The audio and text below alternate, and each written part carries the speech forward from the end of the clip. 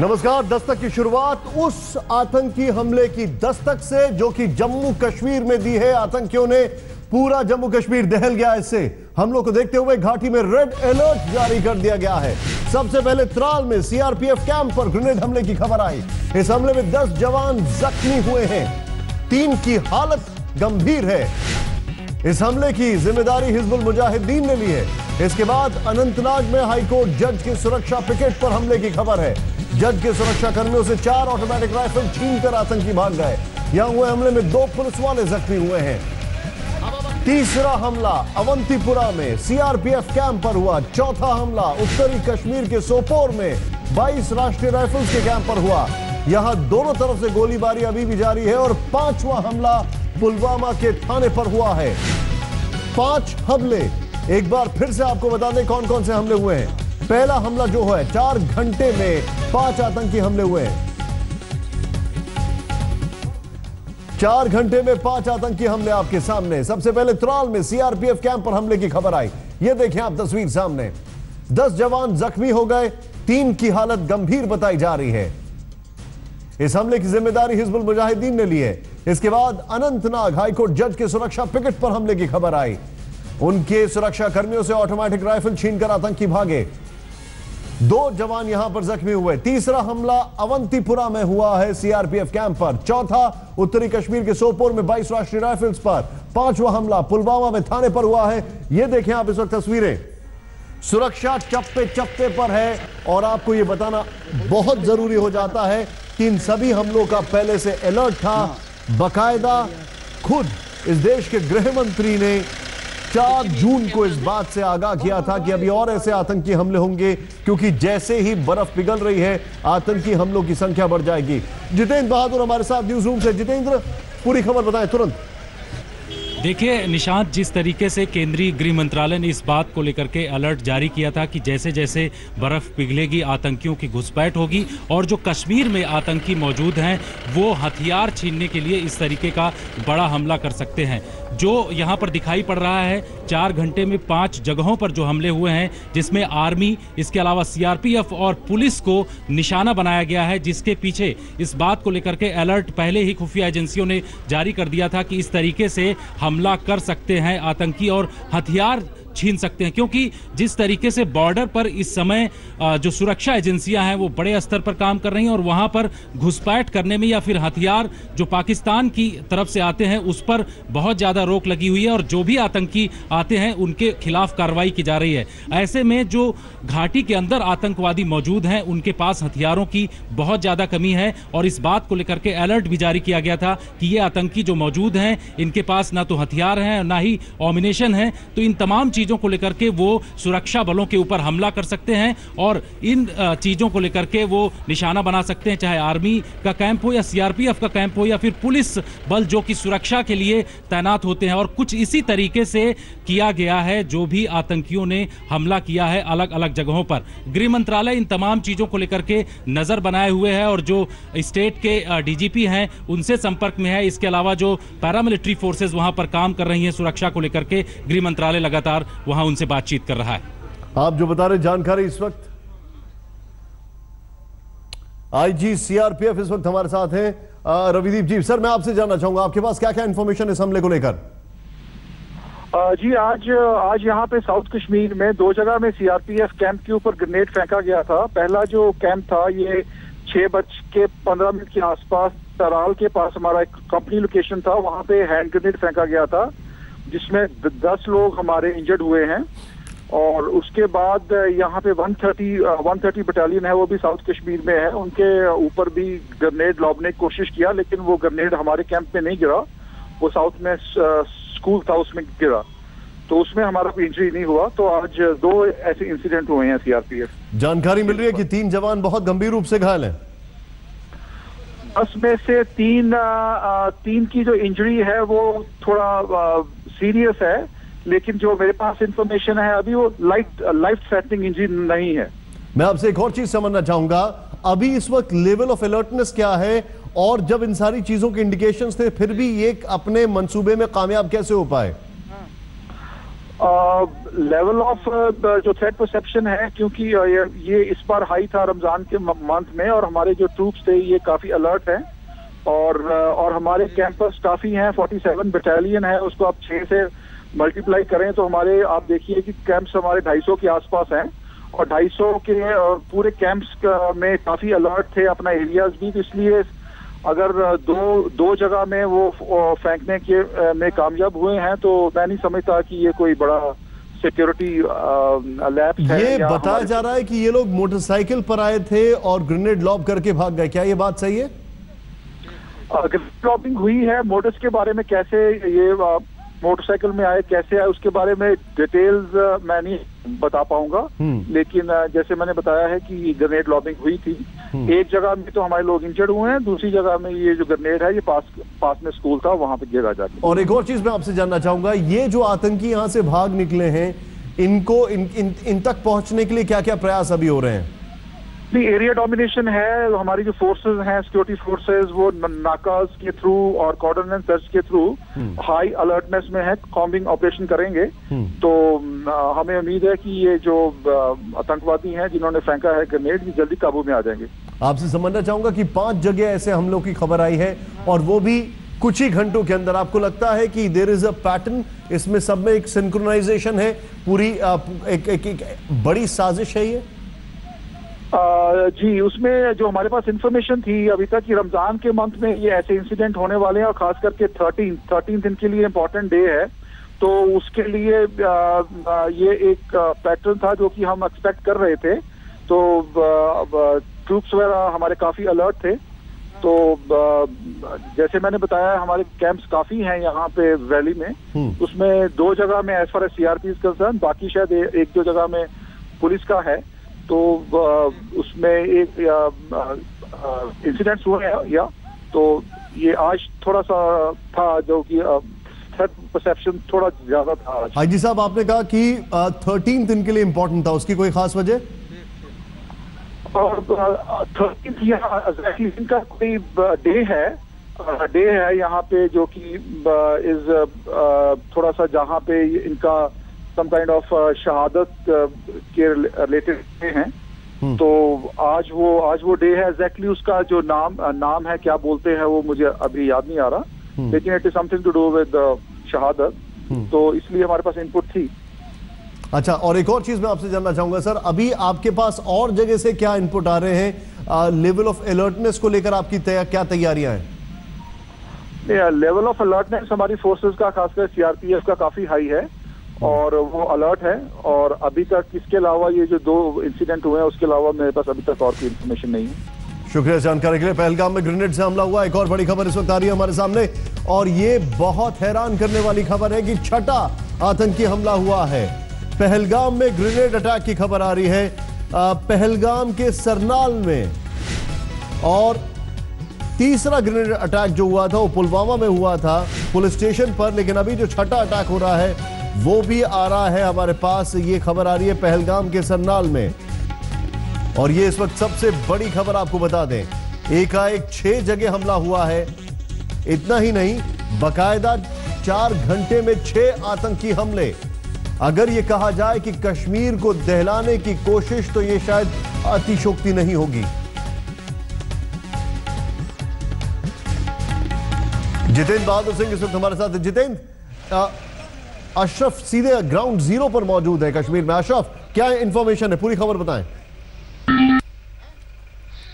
बिल्कुल शायद, दरअसल जैसे आपने कहा कि लगातार पिछले 5 घंटे के दौरान 6ठा ये हमला है जो मिलिटेंट्स ने अंजाम दिया है कश्मीर में। और अभी कुछ देर पहले मैं आपकी वार्ता सुन रहा था जो अब आईजी सीआरपीएफ से बात कर रहे थे।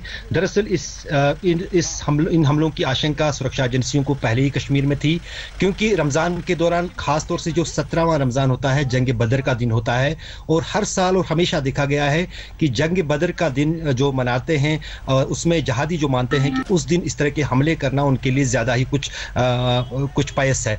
तो इस बीच अभी अगर हम बात करें तो पूरे कश्मीर घाटी को हाई अलर्ट पर रख दिया गया है। जैसे आपने खबरों में बताया, त्राल से सिलसिला हुआ। त्राल में पहले सीआरपीएफ की एक चौकी पर ग्रेनेड हमला हुआ जिसमें 10 जवान घायल हुए। उसके बाद दूसरा हमला पुलवामा जिले के ही पदगामपोरा अवंतीपोरा में हुआ, उसमें फिलहाल किसी के घायल होने की खबर नहीं है। तीसरा हमला जो है पुलिस थाने पे हुआ है यहाँ पुलवामा में, जिसमें वहां पर कुछ गोलीबारी भी हुई है। वहां पर अभी भी फिलहाल सर्च ऑपरेशन चल रहा है।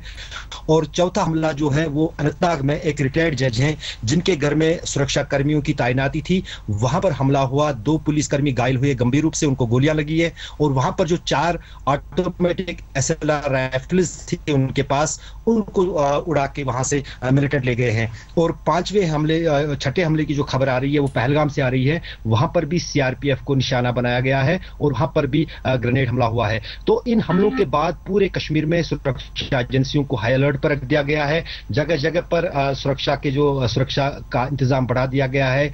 हाईवेज पे नाके बढ़ा दिए गए हैं, गाड़ियों की तलाशी दी जा रही है। और जिन जिन जगहों पर ये हमले हुए हैं वहां पर तलाशी अभियान सेना, पुलिस और सीआरपीएफ की तरफ से शुरू कर दिया गया है। अभी रात का समय है और आशंका जताई जा रही है कि ये कोऑर्डिनेटेड जो है हमलों की एक साजिश है, जिसको विफल करने के लिए फिलहाल सुरक्षा बलों को और पुलिस को काफी चौकस कर दिया गया है। और साथ ही साथ सेना भी उनकी मदद के लिए कश्मीर के अलग अलग जगहों पे आई है। ये इससे ज्यादा शर्म की बात नहीं हो सकती। आप जो जानकारी बता रहे हैं, इस्लाम में ये पहली लड़ाई का दिन, जंगे बदर जिसे कहा जा रहा है, जिसका आप जिक्र कर रहे हैं, उसको इससे जोड़ के देखा जा रहा है। ये अपने आप में एक बहुत बड़ी विडंबना है। बिल्कुल निशाद, दरअसल ये अपना अपना नजरिया है। और कश्मीर में खास तौर से रमजान के दौरान जो भी जहादी संगठन है वो अपने तरीके से ये बात मानते हैं कि इस दिन अगर इस तरह के हमले वो करें, जहाद करें, जिसको वो जहाद मानते हैं, तो के लिए वही पिछले सालों दौरान हमने देखा कि इस दिन पर खास तौर से कोई ना कोई आतंकी हमला होता है कश्मीर में, और हुआ भी है पिछले सालों के दौरान। और आज भी उस तरह की कोशिश की गई। और आज की जो कोशिश थी उसमें कई सिलसिलेवार तरीकों से हमलों की कोशिश की गई और उनमें से कई को अंजाम भी दिया गया। लेकिन सबसे बड़ा सवाल यह है कि पहले ही सुरक्षा बलों के पास, पुलिस के पास इस तरह की जानकारियां थी, लेकिन तब भी इस तरह के हमलों को वो रोक नहीं पाए। वो कहीं ना कहीं चिंता का विषय है। जी, आप जो जानकारी दे रहे हैं, आपसे और जानकारी लेते रहेंगे। हमारे साथ हमारे सहयोगी जितेंद्र बहादुर सिंह भी मौजूद हैं। सीआरपीएफ पर हमला, 10 जवान जख्मी हो गए हैं इस वक्त, ये बड़ी खबर। पहला हमला त्राल में, दूसरा हमला हाईकोर्ट जज के, रिटायर्ड हाईकोर्ट जज के सुरक्षा गार्ड पर हमला। 4 राइफल 2 जवानों से छीन के, बल्कि कई जवानों पर 2 जवान घायल हुए हैं। सीआरपीएफ कैंप पर ग्रेनेड अटैक हुआ अवंतीपुरा में। तीसरा हमला, चौथा सोपोर में 22 राष्ट्रीय राइफल्स के कैंप पर हमला हुआ है। 5वां थाने पर हमला हुआ पुलवामा में, ग्रेनेड अटैक, ग्रेनेड लॉब किया गया वहां पर भी। और अभी 6ठा हमला भी आ रही है जो खबर, वो भी हो चुका है। ये इस वक्त की बड़ी खबर, रमजान का 17वां दिन, जिसे जंगे बदर कहा जाता है, इस्लाम की पहली लड़ाई का दिन, लेकिन उसको इससे जोड़कर देखा जाता है। और जरा सोचे, आतंकी हर साल इस दिन अपने जो हमले हैं, अपने जो आक्रमण हैं, वो तेज कर देते हैं। और यह हैरान करने वाली बात है जितेंद्र, बकायदा 4 जून को गृह मंत्री ने इस बात का अंदेशा जताया था कि ये हमले बढ़ेंगे। आज हुआ भी। इंटेलिजेंस फेलियर तो नहीं, लेकिन क्या इसे समझा जाए कि आतंकी अपने मंसूबे में कामयाब हुए और सुरक्षा एजेंसियों से कहीं ना कहीं चूक हुई है? देखिए निशांत, जो सुरक्षा एजेंसियों को इस बात की जानकारी पहले से थी और इसी बात को लेकर के अलर्ट जारी किया गया था कि अलग अलग जगहों पर ऐसे आतंकी हमले हो सकते हैं। आपको बता दें कि 6 जगहों पर जो आतंकी हमले हुए हैं उसमें आर्मी के बारे में ये बताया जा रहा है कि वहां पर इन्होंने निशाना बनाया। इसके अलावा पुलिस को निशाना बनाया और सीआरपीएफ को। ये तीनों फोर्सेस जो हैं वो कश्मीर में इस समय काम कर रही हैं और तीनों फोर्सेस आतंकियों के खिलाफ बड़े स्तर पर कार्रवाई कर रही हैं। इसी को लेकर के जैसा कि इंटेलिजेंस एजेंसीज के पास इस बात की जानकारी थी कि आज के दिन जो ये लोग मनाते हैं जंगे बदर, इस बात को लेकर के वो लोग बड़े हमले सीआरपीएफ या फिर दूसरे जो अन्य फोर्सेस कश्मीर घाटी में काम कर रही हैं उनके ऊपर हमला कर सकते हैं, और इस बात को लेकर के अलर्ट भी था। और इसी के चलते अभी कोई वैसा बड़ा नुकसान नहीं हुआ। हालांकि त्राल में जो हमला किया है सीआरपीएफ कैंप के ऊपर, वहां पर 10 लोग घायल हुए हैं, जिसमें से 3 की स्थिति खराब बताई जा रही है। लेकिन अलर्ट जो था उसके चलते अलग अलग जगहों पर जो हमले हुए हैं उससे ज्यादा नुकसान नहीं हुआ है। मैं आपको थोड़ा सा रोकना चाहूंगा। अब अशरफ, एक बहुत बड़ा सवाल यह है कि आज जो जस्टिस मुजफ्फर अतर हाउस के पास, घर के पास जो हमला हुआ है, ये वही इलाका है जहां से अमरनाथ यात्रा गुजरेगी, और बस इसमें 40 दिन की ये यात्रा होगी, 29 जून से यहीं से यात्रा गुजरेगी। क्या ये अथॉरिटीज के लिए एक बहुत बड़ा चिंता का विषय नहीं है? निशांत, अगर हम जस्टिस अतर के घर के हमले की बात करें, उससे भी ज्यादा काफी संजीदा मामला है कि पहलगाम में ग्रेनेड हमला हुआ है। पहलगाम पड़ाव है अमरनाथ यात्रा का, जहां पर जो जितने भी श्रद्धालु अमरनाथ यात्रा के लिए आते हैं सबसे पहले वो पहलगाम में ही रुकते हैं। बिल्कुल वहीं पर जो है, और पहली बार नहीं है। अगर आप 10 साल पहले देखें, 2005 में, 2003 में पहलगाम में ही यात्रियों पर एक बहुत बड़ा हमला था, जिसमें 15 लोग मारे गए थे, जिनमें कई जो है तीर्थ यात्री थे, अमरनाथ यात्री थे। तो कहीं ना कहीं अगर उस तरह की आशंकाएं होती हैं कि यात्रा निशाने पे हो सकती है, उसके लिए काफी चौकस इंतजाम किए जाते हैं अमरनाथ यात्रा को लेकर। इस साल भी वो यात्रा पूरी तरह से है, लेकिन जिस अंदाज से पहलगाम के बीचों बीच सीआरपीएफ के कैंप पे ग्रेनेड से हमला होता है, वो कहीं ना कहीं ये आशंका जताता है कि यात्रा भी जो है वो उस को लेकर काफी सतर्क रहना पड़ेगा सरकार को, सुरक्षा एजेंसियों को, क्योंकि जो सीआरपीएफ यात्रियों की सुरक्षा के लिए पहलगाम में पहले ही पहुंच चुकी है, अगर उन पर हमला होता है तो यात्री जो हैं उनको भी खतरा है। और एक बार मैं चाहूंगा सरकार और सुरक्षा एजेंसियों का भी। अशरफ, मैं चाहूंगा कि आप एक बार फिर से हमारे दर्शकों को ये दोनों चीजें एक्सप्लेन करें, चाहे वो जस्टिस मुजफ्फर अतर का घर हो या पहलगाम हो, अमरनाथ यात्रा को आज जो कुछ भी हुआ है उससे बहुत बड़ा खतरा है।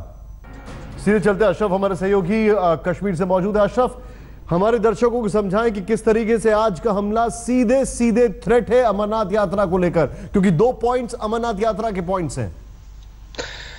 निशांत, अगर हम अमरनाथ यात्रा की बात करें तो पिछले कई सालों के दौरान इसको लेकर काफी सुरक्षा व्यवस्था बढ़ा दी गई है, लेकिन अब की बार चूंकि जिस अंदाज से पिछले कई दिनों के दौरान और आज की। मैं आपको रोकूंगा अशरफ, हमारे साथ हमारे एक्सपर्ट आ चुके हैं जीडी बख्शी साहब। सर, क्या रिएक्शन है? 6 आतंकी हमले और उसमें से 2 क्रूशियल पॉइंट जो कि अमरनाथ यात्रा के हैं।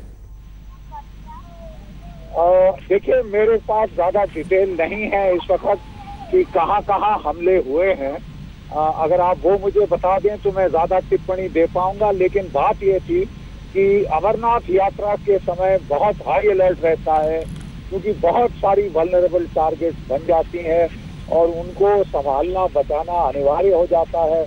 बहुत आसान हो जाता है टेररिस्टों के लिए इन पे वार करना, और ये बहुत ही बेताबी से कोशिश कर रहे थे चोट पहुंचाने की। इस समय तभी इनके जो कोई 60 टेररिस्ट 11 लॉन्च पैड से एक्टिव हो चुके थे, और कोई 27 को तो इन्फिल्ट्रेशन के दौरान मारा गया है, लेकिन फिर भी लगता है कुछ निकल के आ गए हैं और उन्होंने इन टेररिस्ट वारदातों को अंजाम दिया है।